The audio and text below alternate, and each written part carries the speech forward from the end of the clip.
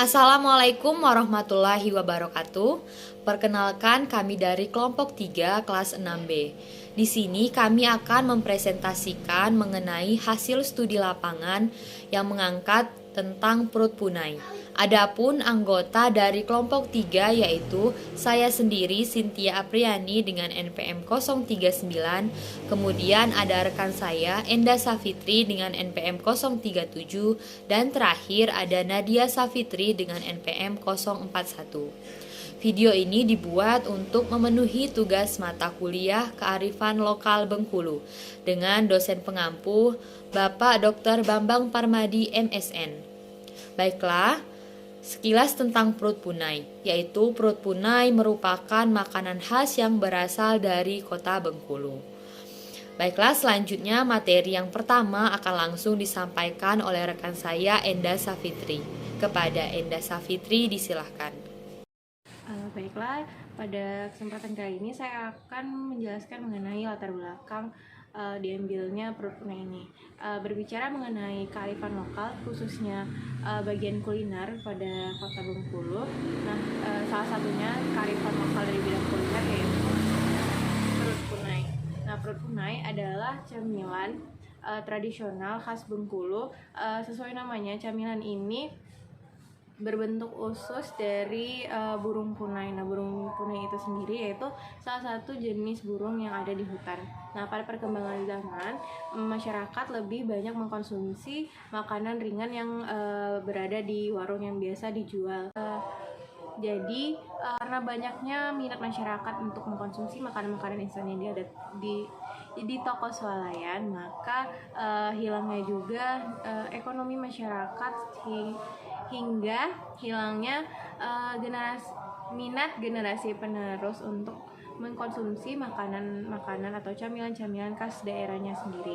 Nah, jika dibiarkan, maka semakin lama camilan khas daerah hanya dibeli untuk oleh-oleh saja oleh orang luar dari kota tersebut. Dan hanya sedikit masyarakat yang mengkonsumsi camilan khas daerahnya sendiri. Nah, oleh karena itu kami memilih perut punai ini karena camilan perut punai ini adalah camilan yang unik dan bentuknya yang menarik untuk ditelusuri. Selanjutnya yaitu tujuan. Yang pertama yaitu menambah wawasan mengenai kearifan lokal khususnya kuliner. Kedua yaitu melestarikan kearifan Bengkulu khususnya di bidang kuliner, dan yang ketiga yaitu mengetahui sejarah perut punai, dan keempat mengetahui kegunaan perut punai pada sosiokultur masyarakat setempat, dan yang kelima itu mengetahui fungsi perut punai pada sosiokultur masyarakat setempat, dan yang keenam yaitu mengetahui bentuk atau penyajian dari perut punai, dan yang terakhir itu memahami makna dari perut punai dalam tradisi dan budaya masyarakat setempat. Saya akan menjelaskan mengenai sejarah perut punai. Perut punai merupakan salah satu makanan khas dari kota Bengkulu. Sesuai namanya, camilan ini berbentuk seperti usus yang dililitkan. Burung punai sendiri adalah salah satu jenis burung yang hidup dan tinggal di hutan. Perut punai bukan satu-satunya nama dari kudapan ini. Kudapan ini biasa juga disebut sebagai juada kere atau juada keras atau arai pinang. Berdasarkan hasil wawancara kelompok kami dengan narasumber yaitu Ibu Jasmani dan Jasima, mereka berdua adalah kakak beradik yang mewariskan langsung resep dari ibunya sebagai pembuat perut punai untuk pertama kalinya. Berdasarkan keterangan dari narasumber, pertama kali mereka membuat camilan ini berawal dari coba-coba untuk membuat sebuah makanan yang dapat mereka perjualbelikan di warung. Kebetulan pada saat itu kondisi keuangan keluarga yang kurang mendukung membuat keluarga Ibu Jasmani memikirkan sebuah makanan yang dapat mereka jual di warung. Pada awal pembuatannya, perut punai ini memiliki ukuran yang amat besar. Namun, seiring berjalannya waktu, perut punai ini berubah menjadi ukuran yang lebih kecil dan dihargai dengan Rp500 per bijinya. Punai pada awal pembuatannya memang memiliki rasa yang manis dari gula merah dan gula aren yang ditanam. Resep perut punai ini terus turun-temurun kepada anak-anak mereka yang sekarang juga ikut memperjualbelikan perut punai ini. Banyak sekali sekarang toko-toko di pinggir jalan di Kota Bengkulu yang ikut memperjualbelikan perut tuna ini, di mana mereka membuat dengan hasil buatan sendiri. Dan juga keluarga Ibu Jasmani tidak segan untuk berbagi ilmu dalam proses pembuatan dari perut tuna ini. Perut tuna sendiri di Kota Bengkulu ini cukup terkenal karena memiliki bentuk yang unik. Namun bukan hanya unik, namun juga memiliki rasa yang enak. Perut tuna sendiri sekarang sangat banyak divariasikan rasa, baik dari rasa manis, asin, bahkan sekarang tersedia dengan rasa pedas. Banyak sekali toko oleh-oleh yang ikut memperjualbelikan mereka, sehingga tidak heran bahwa perut tuna ini menjadi salah satu oleh-oleh yang wajib dibawa pulang kepada orang-orang yang ikut datang ke Kota Bengkulu.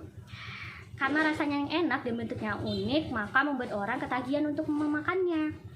Kesan pertama kita ketika kita melihat perut tuna ini merupakan suatu kudapan yang rasanya keras. Namun pada kenyataannya, ketika perut tuna ini kita makan, rasanya amat renyah dan sangat mudah untuk dimakan, sehingga membuat orang ketagihan dan ingin mencoba perut tuna dengan berbagai variasi lainnya. Selanjutnya adalah kegunaan pada sosiokultur masyarakat tentu. Makanan tradisional merupakan makanan yang sudah membudaya di daerahnya dari generasi sebelumnya, diolah dari bahan yang tersedia, serta memiliki beberapa fungsi khusus, baik makanan sebagai fungsi ritual maupun fungsi sosial dan budaya. Makanan tradisional dapat ditinjau dari tujuannya, kapan dan apa yang disajikan. Beberapa makanan tradisional memiliki arti khusus, yaitu memiliki aspek ritual dan kepercayaan bagi masyarakat pendukungnya yang sudah turun-temurun. Itulah tadi penyampaian materi dari Saudari Nadia. Selanjutnya materi ketiga atau materi terakhir akan langsung disampaikan oleh saya sendiri. Di sini kita akan membahas mengenai fungsi perut punai pada sosiokultur masyarakat pendukung atau masyarakat setempat. Nah, perut punai memiliki dua fungsi. Yang pertama yaitu dari segi ekonomi. Nah, pembuatan perut punai awalnya memang dilatar belakangi oleh kondisi ekonomi masyarakat setempat. Perut punai dijadikan sebagai penunjang ekonomi masyarakat pada saat itu. Perut punai dibuat untuk diperjualbelikan untuk memenuhi kebutuhan sehari-hari masyarakat. Nah, sekarang pada saat ini pembuatan perut punai sudah mencapai industri rumahan dan sudah cukup memadai untuk menunjang kondisi ekonomi masyarakat. Yang kedua, fungsi perut punai yaitu sebagai pelengkap pada acara penting. Nah, bagi masyarakat Kota Bengkulu, perut punai dijadikan sebagai hidangan atau sajian pada saat acara-acara penting, misalnya saja perkawinan, hajatan, sunatan, dan lebaran. Terutama saat lebaran, rumah-rumah masyarakat di Kota Bengkulu kebanyakan atau mayoritas akan menyajikan perut punai sebagai camilan. Selanjutnya yaitu bentuk atau penyajian perut punai. Perut punai merupakan makanan tradisional khas dari Kota Bengkulu. Dikatakan perut punai karena menurut cerita para orang tua, bentuknya yang kecil, pipih, dan bulat melingkar mirip dengan isi perut atau usus burung punai.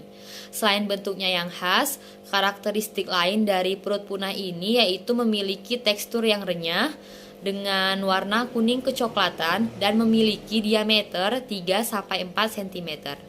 Perut punai termasuk kue kering yang berbahan dasar tepung beras yang disangrai.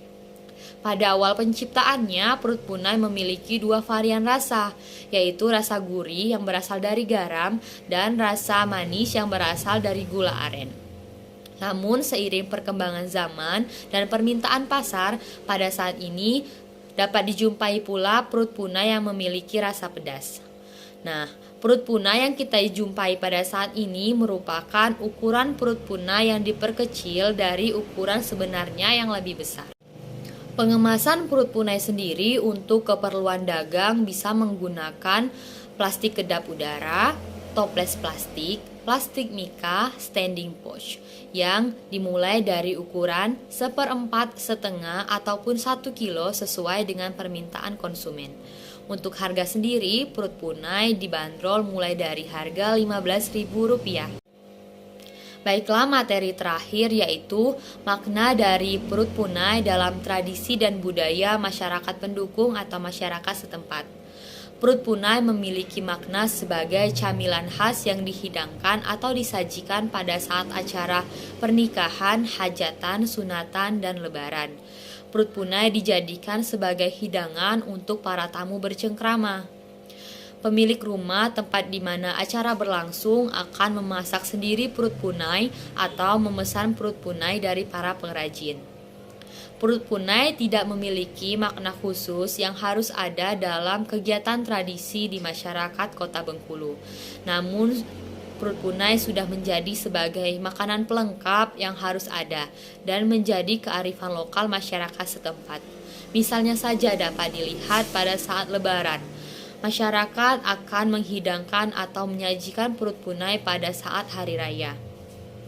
Nah, itulah yang menjadi suatu budaya yang harus dilestarikan agar masyarakat luar dapat mengetahui mengenai perut punai dan generasi penerus dapat meneruskan budaya ini.